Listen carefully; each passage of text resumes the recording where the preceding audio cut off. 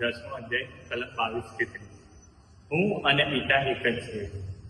એ આશામાં યરૂશલેમના મંદિર પ્રતિષ્ઠાનો પર્વ શિયાળાનો દિવસ હતો અને ઈસુ મંદિરના સોલોમનની પડસાળમાં ફરતા હતા.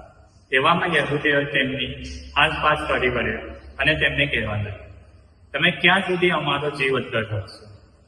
તમે જો ખ્રિસ્ત હો તો અમને ચોખ્ખે ચોખ્ખું કહી દો. ઈસુએ તેમને જવાબ આપ્યો, મેં તમને કહ્યું છે પણ તમે માનતા નથી. મારા પિતાને નામે મેં જે કરું છું તે દાવો સાબિત કરે છે, પણ તમે મારા ઘેટા નથી એટલે માનતા નથી. મારા ઘેટા મારો સાથ સાંભળે છે, તેમને હું ઓળખું છું અને તેઓ મારી પાછળ આવે છે.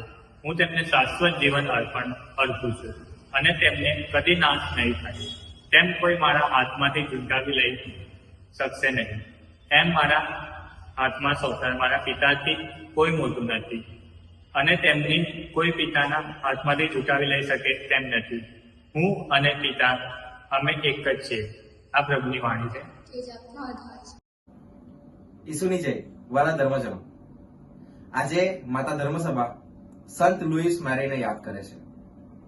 સંત લુઈસ મેરી 31 જાન્યુઆરી 1673 જન્મ્યા અને નાનપણથી જ તેમને નિષ્કલંક માતા મરિયમ પ્રત્યે ઘણો પ્રેમ અને શ્રદ્ધા હતી અને હંમેશા તેઓ ઈશ્વર સુધી પહોંચવા માટે તેમને મધ્યસ્થી બનાવતા હતા.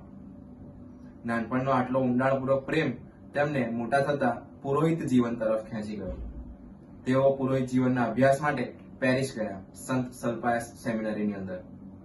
સેમિનરીમાં એમનું જીવન કંઈ સહેલું નહોતું.